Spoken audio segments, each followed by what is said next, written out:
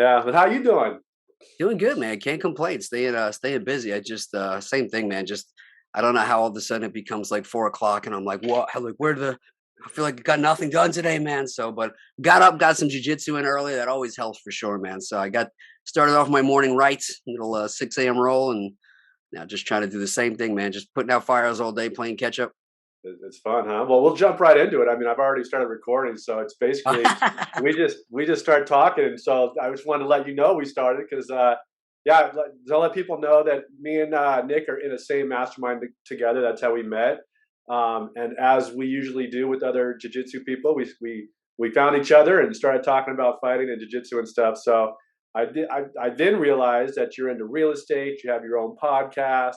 I mean, as with most people that you meet in the community of jiu-jitsu and fighting, there's so many more layers to people and so many more cool things that people are actually up to. So I've had people on this podcast that I wanted on for jiu-jitsu, and then they became well, I also have Airbnbs that I have in Hawaii, and I'm like, holy shit, let's talk about that as well. So yeah, we can just jump right in. So a 6 a.m. roll, right? You're in New Jersey, right?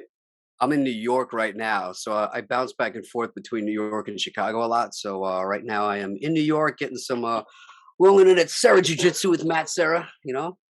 Is that where you started? Yeah, yeah. Wow. How many years ago? Oh man, 2006, 2005, 2006, something like that, right around then. Yeah. All Yeah, with so it's Matt Serra? all Serra. Yeah. Well, I mean, since then I've traveled all across the country, training at all these different places. But yeah, for years it was just Serra and Ray Longo. That was my main hub 2 3 times a day for probably at least the first like 10 years or something like that. Yeah. Did you ever want to take it to UFC or compete or anything, or have you ever? I competed. Yeah, I fought in the Golden Gloves. I had a few boxing matches, tons of jiu-jitsu tournaments. I did some amateur MMA fights and stuff like that. But I always tell people like, because the people that don't know when they're like, oh, you ever want to fight in the UFC? I'm like, well, like I fought amateur, and Yeah. then I trained with guys that were pros, and the guys that were pros that were I would like spar with, like even the guys that I couldn't touch, I throw punches at them for 4 5 6 rounds, couldn't touch them. Train with them, can't tap them. They're tapping you out. They're wrestling you, and then those guys would go pro, and they would get their asses kicked. And like the levels of that to get up to that, and then those guys that get into the UFC, and then the guys at the highest level, the food chain is insane. It's so like when people are like, "Oh, would you ever fight like in the UFC?" I'm like, "Well, that's like watching me play little league and asking." Like, Yeah. yeah, would you ever want to play for the Yankees? It's like Yeah. I would never be good enough. I would have had to start like yeah, so many years ago, man. That's But exactly what I say. It's like, well, I can throw a football. That doesn't mean I'm ready for the NFL. It's like, yeah, yeah, yeah. yeah, there's Yeah, it's crazy, 100%. man. There's definitely levels in it for sure. But that's cool that you got into amateur fighting. I did kind of the similar path. I started out in boxing, did jiu-jitsu, and then got really hooked into it. Our guys had some connections with out here in California. It's like they call it the casinos, Indian reservations. So we would do that and smoker fights here and there. And it just once you get into it, man, it's addicting. It's like you just, especially I went in there 225, 6'2", thinking, oh, I'm gonna go in there and manhandle people, and I got tied up like a rag doll, and that's what hooked me, man, because I was getting beat up, and I was like, I love it. How do I get better, and how do I solve this riddle? And it's just a new puzzle to me that I loved from day one. Where in California are you? Right now, I'm in Laguna Niguel. I used to train out of in Long Beach. Me and my buddy were boxing, and I hurt his rib, so he couldn't hold his tray. He was a server, a claim jumper, and he was a server. And so the guy said, "Well, why can't you hold your tray?" And he says, "Well, my buddy, I think he broke my ribs. We're fighting, da da da da." And he says, "You want to know how to fight? Come with me." And I didn't know this guy. It was my buddy's buddy. And so we went to Long Beach. It's just at a high school. He knew the principal, had the keys to the gym every night, and we would use the wrestling mats. And he was a Olympic judo guy. Oh wow. And we started doing judo, which at 6'2", I don't like getting thrown. I still to this day don't like oh, we're gonna practice rolling. I'm like, nah, I don't want to do that shit.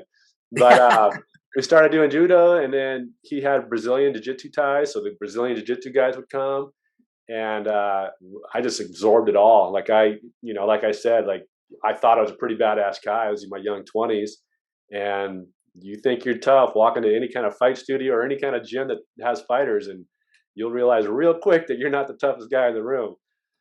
It So makes yeah, you humble fast, man.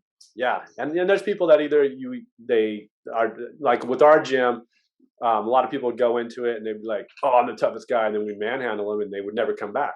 Or you Yes. get people like me who are like, "I love it, kick my ass every day, twice a day. I'm gonna do whatever it takes to get better." And that's when I've been hooked. That was in my 20s. I'm in my 40s now. I've gone from Krav Maga. I'm now recently, because back then nothing was legitimized, whatever. It wasn't. It wasn't sanctioned, and so we didn't have gis. I never rolled on in a gi until about 3 months ago, and I put a gi on, and I'm trying stuff that I know, and they're just like, and I'm like, whoa, Yeah. you can't just grab my, you can't just grab it like that. Opened up a whole new world. So I'm back in white belt level in a gi, and I love it. Nice. I'm That's awesome. I'm sick now because I think I kind of burned both candles. I was working hard and I was training hard, and my body finally said, "You're done." And I've been on my. This is actually the first stuff I've been working on in 6 days. I've been. Oh I think wow. I posted in the group that my wife thinks I had COVID. I'm not going to go get tested. I think it is too, but I mean, what are they going to tell me if it's COVID? Just chill out and do whatever. So I've had COVID before, and so I'm just going through the motions. And but yeah, I love it. I love it. The gi is a whole new world to me, and it's opened up a lot of different, I mean, maneuvers for sure that I wasn't doing out of the gi. So, but It's definitely a different game, man, for sure. I don't really love the gi, but I know it's like necessary. Matt Serra is always like, yeah, you got to get better with the gi. So I do put it on, but it's not my preference, especially when I travel because it's like just so bulky and stuff. But I do remember we went out to, I saw a few fights at like Pachenga when you were talking about yeah, like yeah, the yeah, casinos yeah, and stuff like that. So I went out there to see Bellator. I know I had Uriah Faber on my podcast, and I know like a lot of his early fights were like at the Indian reservations in like Northern California and stuff like that, man. So it's we used crazy. to But see him a I lot. trained all over California. We Yeah, said? we used to see Uriah Faber because they'd all gravitate towards the fight schools and whatnot. And so we used to hang with Quentin Rampage. Nice. Diego Sanchez was always buzzing around. And back then, you just kind of like, it is what it is. And then they all went to the higher level, and you're like, holy shit! Like, so wow, it's pretty cool. But yeah, that's awesome. So you went with Matt Serra, and you didn't train the gi. No, no, no. I did. I did. I started with the gi. When you first started that school, I don't know how every school is now, but you couldn't not train with the gi until I think you got like your 30 or 4 stripe on your white belt. So Yeah, it took like basically for like the first year, it was only gi. So he makes you wear it. And then it became like more fundamental. And then it was through a school in Chicago a lot of the times. Like there was just a lot more. It's you're finding more nogi now because like it's becoming more like with the sport and Gordon Ryan, like the competition stuff. But a lot of schools are still like only gi. It was hard to find the nogi stuff unless you were training like off hours with the guys that were getting ready for fights and stuff like that. yeah, So and even now, like if Matt is like, hey, I'm teaching or I want to train, and he's like, you got your gi, you want to throw your gi? I'm like, I'm whatever he wants to do, we're doing. So, and I never regret. I just, I had hand injuries. So I think what turned me off to the gi was I would go in and I would watch guys like teach the class and they would teach like nothing but like collar chokes or weird like gi grips or stuff that I would be like, I am literally never going to do that. And I yeah, just wanted to roll. So it kind of be like, hey, can I come back and front? I don't mind rolling with the gi. It's just sometimes sitting there for an hour and watching them like, and I felt like an idiot because like the guy that I would be like repping the move with, he'd be like, do it to me. And I'll be like, dude, I can't. You just keep doing it. You know what I mean? So like, but like no yeah. gi, I can make things happen and work with them and stuff like that. But I do want to get out actually next week. I'm going to be out in California and I'm trying to set up a private with John Jacques Machado because I know that he's got like this whole like overhook like gi game and stuff that he does, not being able to do the grips and stuff. So, Yeah. it teaches you good habits. So like posture stuff. And like you said, when guys are grabbing stuff, it makes you way more aware of like, these are the things that I need to be doing. It teaches like good posture. So I do like it. I just kind of suck at it. Where are you coming out in California? What part? I'll be like bouncing around between Costa Mesa and Pasadena. Oh well, we're close to Costa Mesa. If you want to come out and train, Dude, I would love to. yeah, yeah.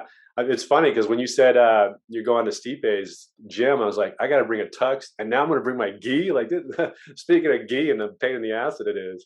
Oh, we're doing no gi at Sleep Base for sure. Yeah, I don't do any gi with those guys there, but yeah, dude, that guy over there, Pablo, he actually just texted me. That's funny. But Pablo Castro is the guy who like teaches the jiu-jitsu at that gym. And there's another guy there, Emil Fisher, that like just tuned me up the other day. But Pablo's awesome. Awesome dude.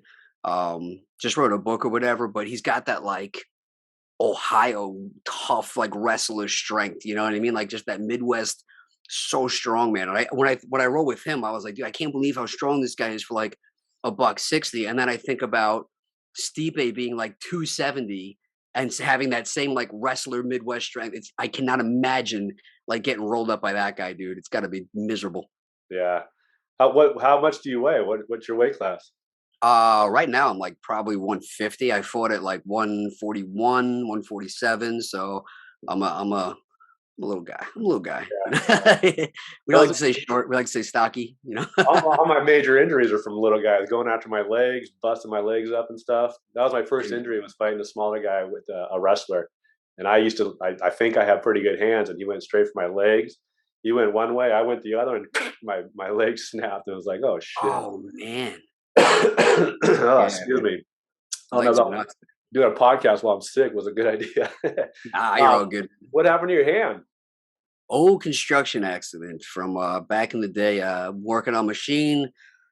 The machine had false. The safeties had failed on it, and it came down and it crushed my hand and kind of changed the whole trajectory of my life. At that point, I was getting ready for the Golden Gloves. At that point, I was boxing. I was going to go into law enforcement, and it literally like changed everything. And it's actually what got me into real estate. So, and then I started Jiu Jitsu after that. So, like people are always like, "Well, how'd you do Jiu?" I was like, I don't know any. Like it wasn't like I had a game and then I had to readjust the game. I started doing it after. So that wasn't as big adjustment, but the boxing definitely was. And then the career path was a major change. But everything happens for a reason, right? Yeah, good outlook. So you talking about law enforcement and going into real estate. Talk about your real estate investing and what that's about. So I sometimes feel like I'm doing everything wrong, and then I'll talk to other guys and like that works for you, it's right. But I'm definitely the person that doesn't focus on like one thing where people are like, dude, you should be looking at just flipping or just Airbnb. And so I feel like for the last 15 years of just kind of going around, I've always just told everybody I'm interested in whatever. If there's a deal and there's a way to make money, I'm interested in looking at it. And because of that, I feel like I do all this different stuff. So we do flips, we do rentals, we do sub twos. I'm trying to get into Airbnb. I have not done that yet, but like lease options, multifamilies, mobile home parks, wholesaling, land development. So a whole bunch of different things and like variations on there. But I started doing real estate like in 2005, 2006, like right around the same time I hurt my hand. And then at that time, I couldn't really get investing in New York. Like it intimidated me. I didn't have any money, I didn't have any experience, I didn't have any credit. And then, like you get a single family home or like a 2-bedroom condo and it's like $750,000. So it was just really scary for me to think about investing that much because I felt like you could lose a lot if you went that big. So I started investing out of state in places like Vegas and Michigan and Georgia and places that I felt like I could get stuff for 20, 30, 40, $50,000, put 20, 30 in, they'd be worth like 150 or rent them out for like 1,000. And I started doing that stuff. So I started investing remotely with stuff I couldn't see that I would have liked to go see, but I couldn't afford to jump on planes. So I had to figure out how to like invest just doing things virtually before now everybody's doing it over the last couple of years, but I've been doing that for like 15 years before you had all these resources and Google Maps and all these kind of things. So because of that, I've always just made relationships kind of all over the country, and now I get stuff that comes in that sometimes works for me, sometimes doesn't. So sometimes I'll take down stuff that people send me, or other times they'll send me something that I either just can't take on at this exact moment because I'm dealing with other stuff, or it just doesn't fit my buy box at all or my areas. So I'll shoot it out to other people that go, "Hey, you're the guy that's always looking for deals, right?" And I go, "Yeah." They go, "Well, we're always looking for deals. If you have anything that doesn't hit your stuff, like send it to me."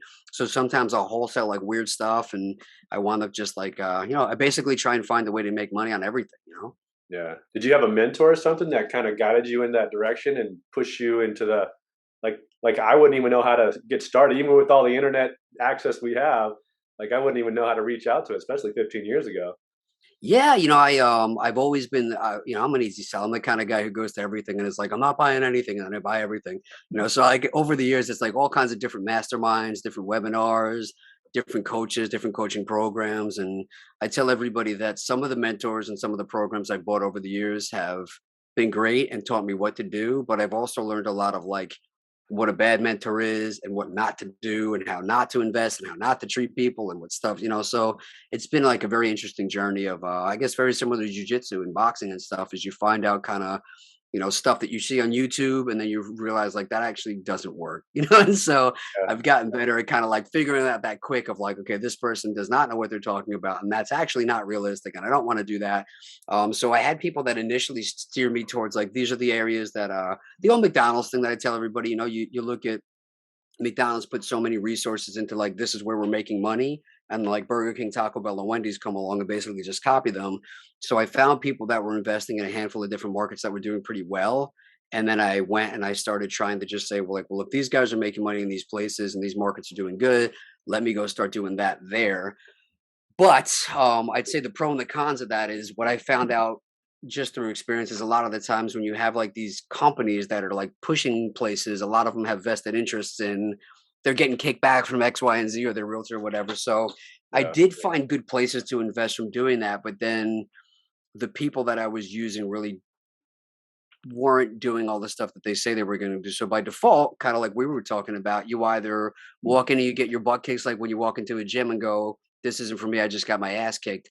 I'm going to go do something else," or you go, I'm not gonna go out like that. I'm gonna come back tomorrow. I'm gonna just not get my ass kicked that way. I'll go get my ass kicked maybe another way." And that's kind of what happened over the years. It's like, you start going in direction, things start to work for you. You freaking get steamrolled, you get tapped out, you get beat up, and then you figure out a way to do it a little bit better or find somebody else. And I think that experience over the years has taught me to be really resourceful, really tenacious, and I got really good at putting teams together all over the country. Because again, I always tell people I don't always know what I want, but I know what I don't want. And Yeah. so when I talk to people, even though they're like, "Well, how do you know who to use? How do you know this?" It's like I've had enough good and bad conversations that I can tell pretty fast, like maybe not that this is the best contract or the best lender or the best property manager or the best maintenance guy, but I can tell really quick like who's not going to be good, and then narrow it down to like a handful of guys and dig in a little bit deeper. And I think that's part of what's helped me over the years not only be able to find quick if somebody sends me a deal and I go, that deal's great, but I don't have people there. I can get people there pretty quick that are going to actually do a pretty good job and then really start to build more properties around that team. So it all kind of starts with one. And I wind up being more deal specific than market specific because I'm like, if the deal makes sense, that's really the hard part to me because the team really doesn't matter if I don't have a deal that's going to make me money. So if I have a good experience there, now we'll do a few. And then people now more than ever over the last couple of years started to go, "Hey, I got 4 or 5 properties in Austin, Texas. I didn't really know what I was doing. I kind of just bought some rentals. They did good. Now they've appreciated, $200,000-300,000 from whatever we bought them for. So we'd like to pull some of that money out or even potentially sell them, but we have no idea actually how to get deals in this competitive market now, or we can't cash flow in Northern California, whatever. So if we cash out and then send money to you somehow, could you help us get into some like small to mid-sized mobile home parks and multifamily deals?" So I started wholesaling commercial properties like that because people like the idea that I could really help them feel more comfortable investing outside of their home market. So all the things that I was upset about when I first started about having to go out of state, having to do these things remotely when I really just wanted to do it in my own backyard, wound up being like probably one of the best skills I could have developed that is paying off now every single day. Yeah. How would you do it different now with all the access and everything that we have at our fingertips now? What would you do different? You know, I don't know if the access to all this stuff would have necessarily taught me to do things different. I think the biggest thing I learned was even with all the tools and resources you have now, I still will wholesale deals to people or I'll help people with deals or like sometimes I do like coaching for students and stuff. And even though they have all the tools and all the resources, they still don't set up enough of a track record of system of checks and balances and accountability to really communicate daily with the team. So I think it's easier to do that, but I probably made the mistake of not doing that enough. And I tell people a lot of the time, I never wanted to hear bad news. Like I made like the probably crucial mistake of I don't want to call this person that hasn't answered the phone for 2 weeks and find out that they're actually not on the job or they ran off or they whatever. So it's like you don't want to hear bad news, and then eventually you have to face it. And now it's been 3 or 4 weeks, and now instead of it being a small problem, it's like a freaking nightmare you got to dig the hole out of. So the same way I could have just picked up the phone, then maybe not had a face to face like a Zoom.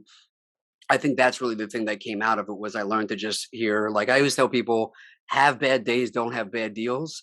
Mm. So it's like, uh-oh, the contractor didn't call me today.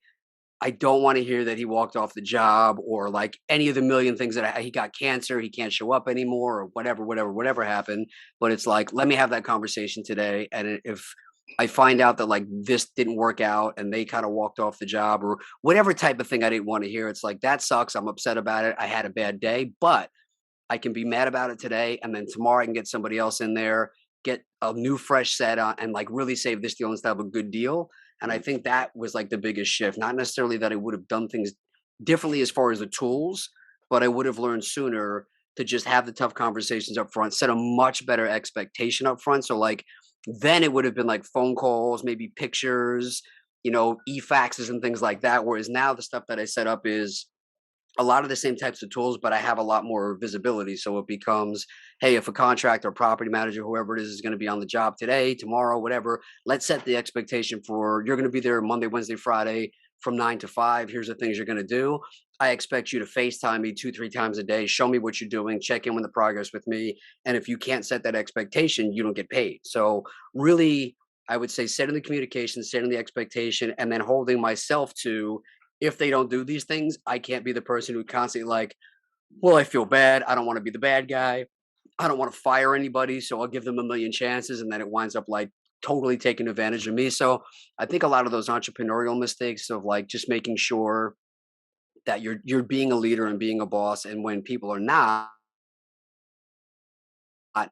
cutting them loose earlier. That whole cliche of be like slow to hire and quick to fire. I always was way too quick to take people at their word and trust them and get them on board. And then I always waited way too long to fire them. And it always became like, you find some, like dating, like, oh, I don't want to break up with them. What if nobody else is out there? I'll give them 10 more chances. And then you break up with that person. You meet somebody else. You're like, I wish I would have done that years ago. Life is so much Yeah. better. So I think you start to learn some of the red flags and some of the patterns and stuff that makes you ahead of time go, I know where this is going to end up. I'm going to stop this now before I'm 3, 4 months in. Again, just like jujitsu, man. Like I know way ahead of time now. This is a bad position. Like I don't know what they're doing, but I know this isn't good for me. So I'm going to get out of here like now. That Yeah. kind of stuff. So I don't know if that directly answered your question, but Yeah. like, Well, how important do you think it is to have a mentor or a mastermind? Because within the last year, I've joined, about 3 or 4 masterminds, and I just the knowledge, the people I'm like Mark talks about, the relationship capital is something that is invaluable to me.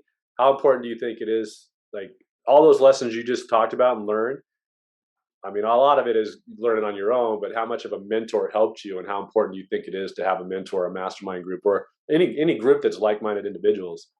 it's everything. Every part of my business that has gone from like a pain in the butt to efficient, and then every growth I've had has always come from, if not tactical advice from mentors and masterminds, it's come from connections through mentors and masterminds of like this person's in that market, this person can help you, this person can fund this deal, this person can link you up with a contractor or like I mean, it really the relationship capital, like you said, has been absolutely everything. Like mastermind communities and jujitsu communities have completely changed my entire life, like hands down. And it always blows me away when I'll talk to new investors and they think they're going to pay $300 and go out there and be a millionaire. And I'm like, I know 15 years more than you do, and you think you just got it, And then you go into a group like Where and with Mark Evans and these guys, and it's like you got guys like Austin Rutherford and these dudes that are making 6 figures every month, and they're still going. I don't know everything, I still want to go learn how to do it bigger, better, faster. Like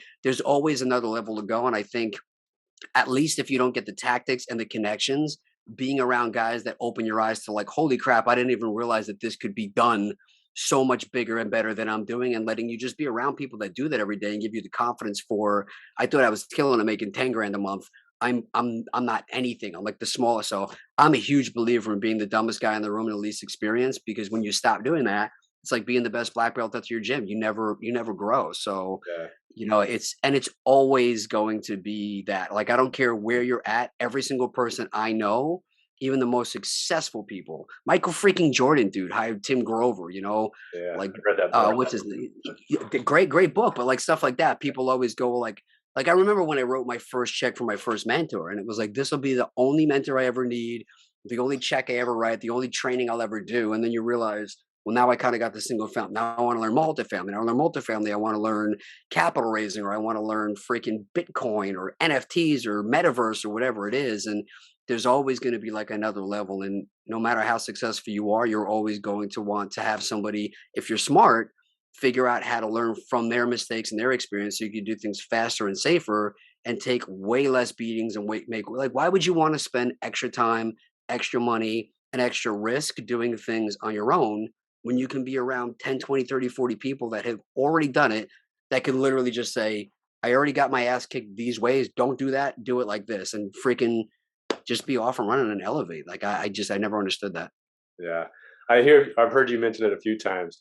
How much do you think your jiu-jitsu has helped your business mind? And how much do you think your business mind, because you're saying, and I agree with you 100%, but you're saying like, oh, it's the same thing as in jiu-jitsu. And how much do you think they correlate and make you the better, stronger person that you are? How do they rub off on each other? I think it's changed 1,000%. Like just the very first thing is putting yourself in an uncomfortable position almost every single day. You know, you don't want to go, but you have to have the discipline of like the only way I'm going to get better is if I show up. You know, you wake up at 5 o'clock. It's like I just want to stay in bed. I don't want to drive and go to jiu-jitsu.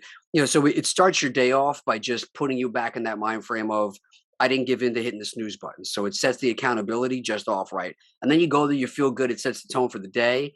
But then the other stuff that I think really make a huge difference is when you're getting put in tough positions and you have the option to go, this sucks. I'm getting punched in the face. I'm getting beat up. I'm getting choked. You know, Ally Quinta's on top of me and freaking head and arm choke, whatever it is. And you can go, it's a very easy way to get out of this right now. All I have to do is tap and this stops. Or you go, I'm going to stay calm. I'm going to find a way out of this. I'm going to do everything I can to try and like find an escape or get out of this choke or get into a better position, as uncomfortable as it is right now. And I think that correlates into business better than anything for the days when it's like, man, this funding fell through, this contractor walked off the job, this tenant's freaking not paying, I got to evict them, a pandemic happened. Like as an entrepreneur, every day, if you ask me at different times of the day how my day's going, like some days I'm like, I wish I never did this. And then an hour later, I'm like, best day I've ever had. And that is like, you know, just like being on the mat, like 3 minutes ago, I'm going with one guy, I'm doing great. 3 minutes later, I'm getting killed. So learning how to stay calm in tough situations and find a way out and just exhaust every single option before you tap out. I think when you have that mindset as an entrepreneur or in business of learning how to navigate those waters when things get tough, that's why people walk into a jiu-jitsu gym. They think they're the toughest guy in the world. They get humbled and they go, that's not for me. Or they watch HGTV or they see guys like you or Mark Evans talking about how they're making a bunch of money in real estate and they go, well, I want to do that. And then they realize it's not as easy as it looks. It's hard. And then they quit. It's the same type of thing. But when you learn how to say, I'm going to stick with this, I'm going to navigate through hard times because I have a goal. And no matter what, I'm going to learn to achieve, I'm going to stick with it to achieve that goal. I think that has helped me out more than anything in business and in jiu-jitsu of just like learning how to stay calm in tough spots and just have your eye on the prize and not let anything take you off track of what you want to achieve. I think that 2.5 minutes, 3 minutes answer right there is going to be like a billboard or something. That was a great answer. I mean, because the more I think about it, the more they're like being an entrepreneur is tough. Every day is different. You have your wins, you have your losses. Same thing with jiu-jitsu and fighting. You know, you don't walk in there every day being the strongest guy in there. The same thing, like you said, having Quinta on you. Well, are you just going to tap out and start over, or are you just going to figure a way out? And I think that's a great like comparison of the two. It's like every day is different. When you go to the jiu-jitsu gym or a studio, it's different. Entrepreneur every day is different, and depends on how you mentally attack both of those is how you're going to achieve it. I think that Yeah, was I mean, great. like the whole like some days you're the hammer, some days you're the nail. Like that, like epitomizes all of it. And kind of like what you were saying earlier when we first started talking about it is like the people that go into things and they want to be like the toughest guy in the room, and then they find out quick that they're not. I feel like martial arts, boxing, jiu-jitsu, all that stuff, you have to have some sort of like ego, obviously, to go in and try and fight or compete like with a bunch of other guys you don't know. But you also have enough humility and enough of an open mind to know that there's people that are better out there. So I feel like it's a really like weird thing of like these people that want to be the best, but every day they're getting humbled and knowing that they're not and still coming back. And when people see me posting stuff like, oh, I went and I trained at 5 a.m. at like this gym in California, whatever, like, well, I don't like to get up early. And I'm like, no, like I don't either. But the only way you get a black belt is not by sitting home on the couch. Same way, like the way you become successful in real estate is by constantly surrounding yourself with other people, learning how to like get better.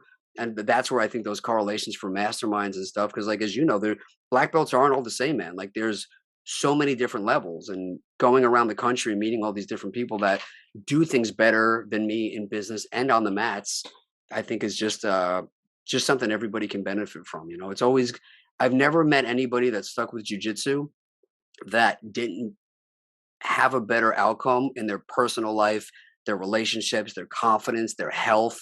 They're better parents, they're better people, they're better dads, they're better bosses. Like, so a side answer to that question that I forgot to bring up is the other thing I feel like it does for me that has hugely helped me in business is people need a reset. Like my buddy Ruben, he's a 10th planet jiu-jitsu black belt, but he was talking about his baby. He goes, "Hey, you know, my baby is really interesting because she'll go to sleep at night and it's almost like an iPhone that gets shut off." He goes, and then it updates. And then in the morning she wakes up and all of a sudden now she can point or now she can say this thing or she can say dada, just like your phone. You have to sometimes shut your phone completely off and then it turns down, you got this update. It does all these new cool things. So I feel like the days that I'm really feeling like, man, the business is overwhelming. I got something I'm working on. I can't figure it out. I'm stressed out, like all these different things. And then I go to jujitsu. That becomes the time for me to shut off, even if I feel like I can't. Like I go in there and I go, my head's not in the game. I'm thinking about this deal or this thing or this problem or whatever it is. And then before you know it, the guy's got your neck, he's got your arm, he's on top of you. And immediately you're forced to think about the 30 seconds in front of you. You don't have a choice. And then an hour goes by and the class is over and that whole hour has been just you focusing on the thing right in front of you. And I think too much of us as entrepreneurs and in business, you're looking down the road, you're never really in the moment, and that forces you to. And then all of a sudden, you go back to your car and you go, "I have the answer to the problem that I couldn't see before, but I shut my phone down, I shut my brain off, I reset, and now I have a much more clear understanding, a picture of what that issue was, and it gives you a fresh view to reset." And I've talked to guys that do it with surfing or with meditation or with yoga or whatever, but for me, 100%, it's jujitsu. That's the thing that forces me to be present, forces my brain to reset, and allows me to handle my business with like a completely fresh set of eyes for the rest of the day after I've gotten off the mat. Yeah. Well, it's funny because I surf too, and those are my two things. My yin and yang is surfing and fighting. So Nice. yeah, there's times where I don't even want to go in there, and I walk out of there going, "Man, I freaking love it! I just love it so much that like it's hard for me being sick the last 6 days. I haven't been going in there, and I'm like, dude, this kills me. And then my son, who's 9, he also goes with me. He just got it 2 days ago, so now we're both on our asses, and it's hard. Like I miss the gym. I'm doing the challenge with Frazier, and I miss lifting the weights, but I miss jujitsu the most. Going in there and getting tied up. And but I do have to say, all my injuries that I've had, like the shoulder cranks and all this stuff, they're starting to heal up a little bit better because, as you know, we always got something cranking, creaking, and busted, or so it's a good time to lay low and heal. But Yeah, yeah. yeah, that's cool. But yeah, for me, the mastermind group, like you said earlier with Michael Jordan stuff, is like once you realize there's a coach, everybody has a coach. Doesn't Tom Brady has a coach, Michael Jordan has a coach. And for me, my ego had to be like, okay, I don't know everything about business. I don't know everything about this and that. I'll hire a coach. And then once I put that ego behind, now I have 3 or 4 masterminds I'm part of, and it's like it's the same mentality of jiu-jitsu. I don't walk in there now thinking I'm the baddest at it. I know I'm not, and I know I'm going to get handled and just trying to survive and not go out so quickly. But the same thing with business. It's like, all right, I'm not the best. Take like the groups we're in, ask questions, reaching out to those guys. And what's impressed me the most, just the same thing in jiu-jitsu. I know this is like going hand in hand, but when you ask a black belt something, or if you stay after class and you how to do this and this, I haven't met one person in jiu-jitsu that says, piss off, I don't want to deal with you right now, or I have to do this, or I have, even if they have something like, hey, let's do it real quick because I got to go. But everybody has taken the time. And the same thing with these mastermind groups. We have, like you were saying, some high level guys who could be on a yacht somewhere smoking cigars and not caring. I haven't had one person not answer my call, not answer a text, not answer a question. And to me, who's always put my head down and try to figure shit out on my own, that's mind-boggling to me. To like have high-level people in jiu-jitsu fighting world and also in business be able, like, willing to help me out is like is enormous to me, because I've never really had somebody say, hey, I'll pick you up and dust you off and let's go at it again. It's like That to me is the most beneficial part of both worlds, the fighting world and the business world, the masterminds I'm in. So I I love it. I agree, man. You know, it's interesting you said that because you just reminded me of something too. When you look at like what you're getting when you actually join like an exclusive group like that you have like a financial interest in or something like that, and it's just not free and for everybody. Even I think a couple of days ago, I was helping a friend out. He's a Marine guy, and and I don't do anything with like my license, my real estate license. So he was like, "Hey, I know your license. I'm going through this personal thing. I'm getting divorced. I really just need a place to live like now. Can you just help me look up some places and just help me buy a house?" And I was like, "Cool, whatever, man. Like you're my buddy. Like jujitsu black belt, like same thing. Like awesome guy." So I was like, Marine friend, jujitsu guy. Like I'll do this for you, whatever. So he was working on like this weird like assumable VA loan thing that I didn't know anything about. He didn't know anything about. So I posted on a few different groups like, "Hey, does anybody know what?" And your wife was freaking awesome, by far the best contact I had that like was like, "Here's the things, here's the stuff you need to be aware of." And so, but I posted it in a couple of free groups that were like big that I was like, "I'll get some answers on this." And then I posted in our mastermind group, and the free groups that I posted it in, nobody said, "Here's what you would look at. Here's you should talk to." They all get, "Well, if you need to borrow money, you shouldn't even be doing a deal. And why don't you do this?" And why? I'm like, I'm sorry. Did I ask anybody like Yeah. to explain to me how realistic? Like, but it was all these like shitty comments and nothing helpful, and people just giving me their opinions on stuff that I didn't freaking ask for. And then our group, it was like, "Hey, here's somebody you should call. Here's another person I should call." Or they tag somebody and went, "This person might be able to help you." So was any of that like ridiculous social media nonsense, bullshit, negative? It was like, here's a direct response of somebody that can help you. Or like, and I was like, that was the difference is I got quality answers and quality connections from my mastermind group. And I got a bunch of bullshit that just annoyed me from all these free groups. So that was a huge eye opener for like, yes, like that's what I need to be around more of. Well, I think that's what Mark says. You don't pay for the people in the group, you pay for the people who aren't in it.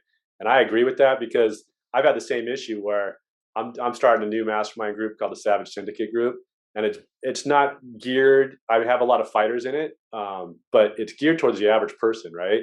And so I start doing little daily tips on social media, just stuff that comes in my head, like tactical parking or this and that. Everybody has been super good about it. In my mastermind groups in jiu-jitsu, everybody's like on board. Ian McCall's like, he texted me earlier. I was like, yeah, Oh, sick. yeah. So he does Muay Thai at our gym. Um, so everybody was super gracious. The people outside of my little circle are like, "Oh, what do you mean? Oh, what do you? You're in Orange County. You're by the beach. How dangerous is it? Like just slamming me after another. Like you're an idiot. Like is Facebook banning you yet for your goofy post?" I'm like, you know what?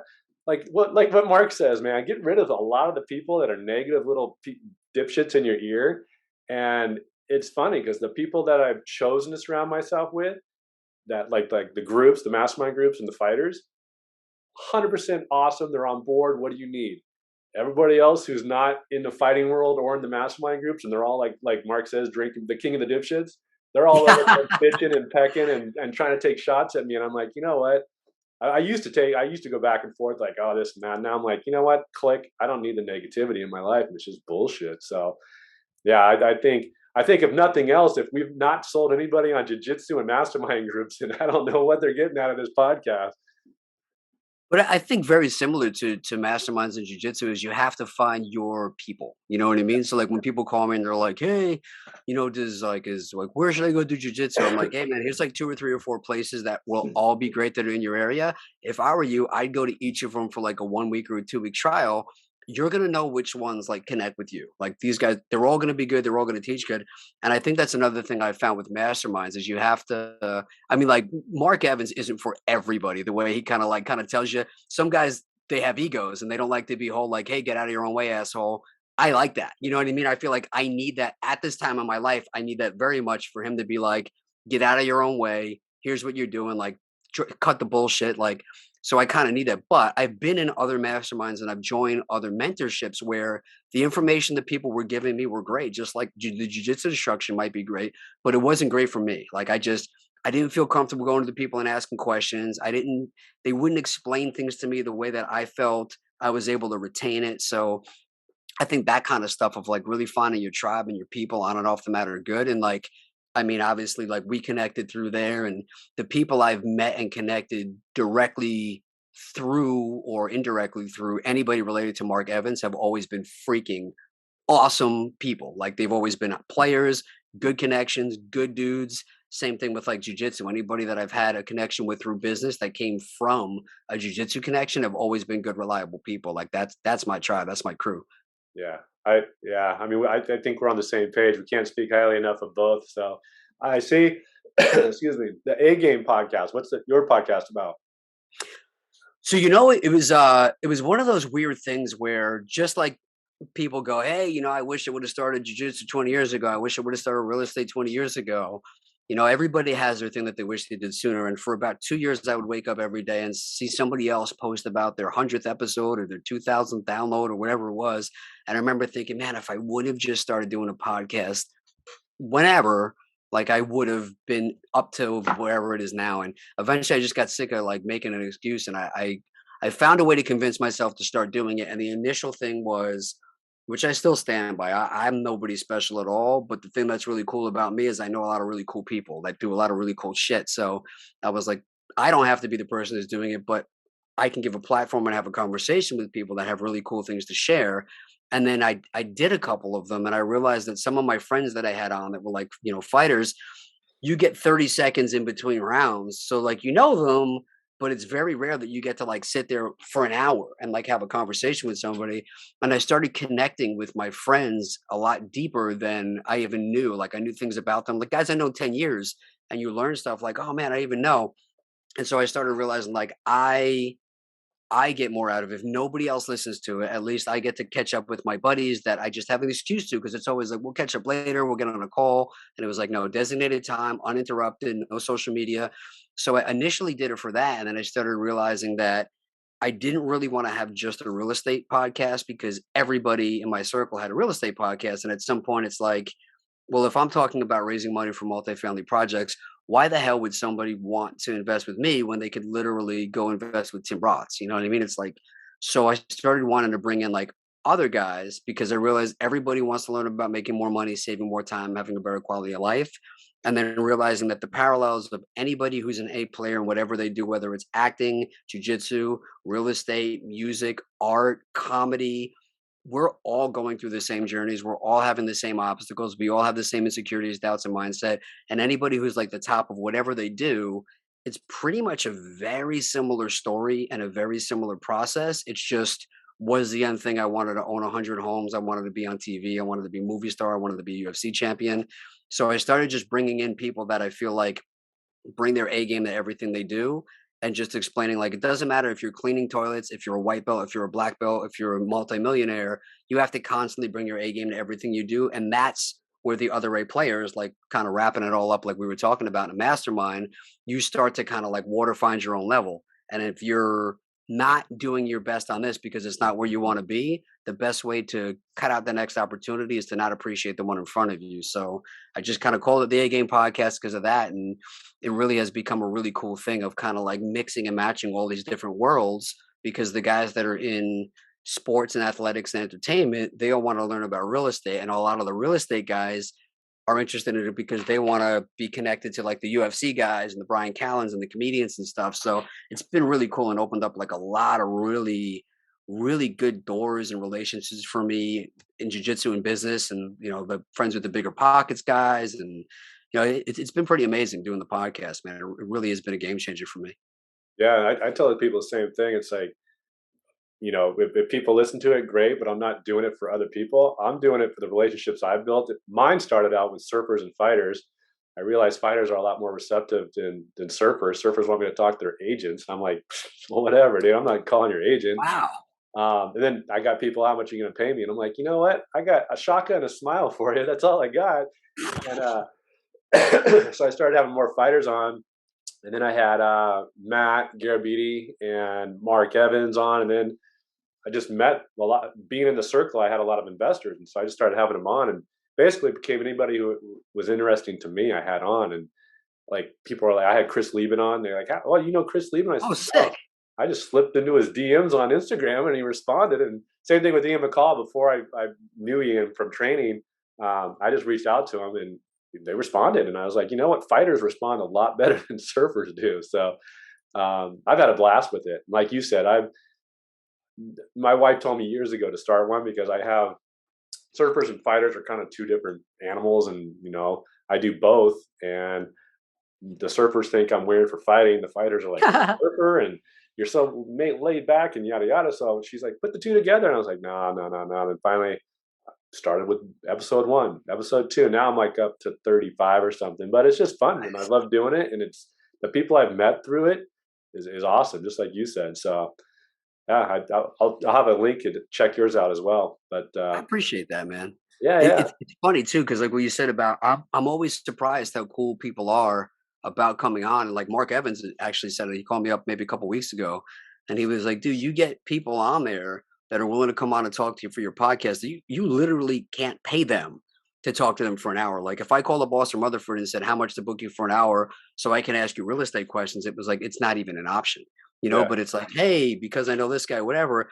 And the first person, I think it was like maybe episode like 5 or 6 or something like that, and I was at Tim Bratz. I was at Tim Bratz event, and Mark Evans was up there teaching, and I was like, man, I feel like that freaking guy is talking to me. And my partner, who actually is calling me from Italy right now, funny enough, she was like, I was like, man, Mark Evans, like, I got to be around this guy more.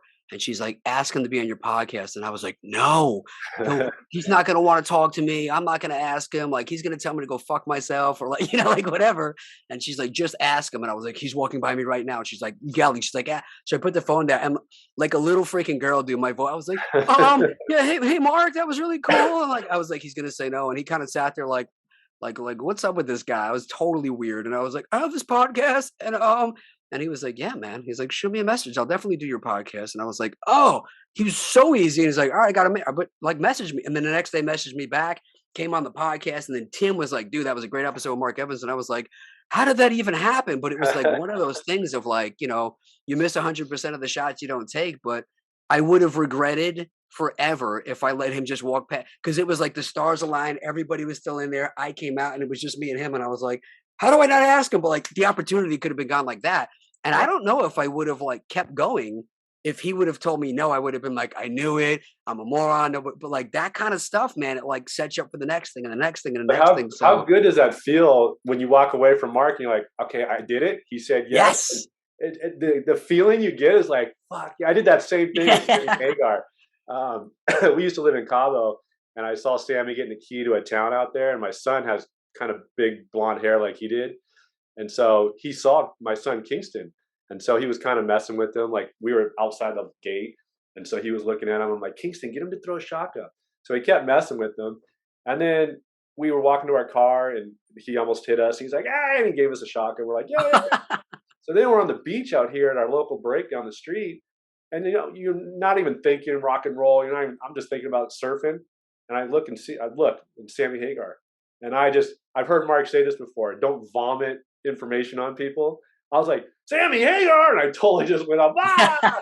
And he remembered us. He's like, oh yeah, I remember you guys. You were standing over there. Da, da, da, da, da. I was like, holy shit! Like the feeling, like I didn't even have time to get nervous before it because I just kind of like saw him and I went nuts. But afterwards, I was like, I should have slowed down. I should have asked him to come. I didn't ask him to come on the podcast, but I just kind of like verbally just went everything I knew about Sammy and all this cool shit. But it was funny. But I walked away going, at least I talked to him. I had Sammy Hagar's attention for 5 minutes. That was cool. But like you said, you make 0% shots of if you don't take them. So yeah, it's a great feeling to get somebody on there that you really look up to or admire. dude, striking out is always going to feel better than never getting up to the plate. You know what I mean? Like how many people, how many of those movie cliches of like, I wish I would have asked the girl out. I wish I would have tried to kiss her or, whatever. So that's kind of why all the stuff that I've done, it's always been like, I never wanted to have that feeling again of like, what could I have done? Like, would I have been able to do that? Would I have, like, so as shitty as it feels, like I would have spent the rest of my life, like, what if I would have asked Mark Evans to do my podcast? You know what I mean? But it's like, and if he would have said no, like, go fuck yourself, then it's a funny story later on. Yeah, you got a good story either way. Yeah, Then you get him an arm bar, break his arm. And you're like, I just broke Mark Evans' arm. Yeah. He's a stocky guy, man. He'd be bull rushing me. But it's funny, like we were at the Golden Gloves, and I remember I was sitting by Jake LaMotta. And I was like, I got to get a picture with him, like freaking Raging Bull, you know? And I went over and I'm like, it was the same kind of thing. Like, I don't want to ask him. I want to ask him, what if he says no? And I went up to him and dude, he was so punchy. He had like this cowboy. And I was like, hey, Jake LaMotta. And he was like, just kind of staring at me. And I was like, hey, can I get a picture? And he was like, no. And like I had pre-warned my buddy and I put my arm around him. I was like, take it. And he's like, and he's kind of looking at me, but I got the picture in there and I was like, oh, see you later, Mr. LaMotta. But you know, that kind of stuff. It's just, even when it doesn't work out, it makes a funny story. So who cares, right? Swing the bat, take the chance. I did that with Mauricio Verdum. Oh, wow. Afterwards, I felt bad because we were on the corner getting ready to walk across the street, and he's bigger than me. I'm 6'2", he's 6'4", and he was with his wife and his kid, and I think his mom or his mother-in-law, and I'm like, hey, Mauricio, and then my kid was in a stroller or something. I said, hey, Verdum, can I get a picture? And he was like, yeah. And I didn't even look. I just gave the phone to his wife or mom, like, here, take it. And I was like, that was kind of a douche move. Like, I could have been nicer to them, but I was so geeked out about Verdum, and he was super nice to me. He was like making a goofy face and shit. But yeah, it's like I regret being a goofball and disrespecting the wife and his mom or whatever. But I got the picture with Verdum, and you know, I got it. So that was a cool point. He's in your hood, right? Like King's MMA, those guys are kind of almost in your backyard, right? Yeah, I used to live in Huntington at the time, and I would see Vanderlei Silva he used to go to my gym 24-hour.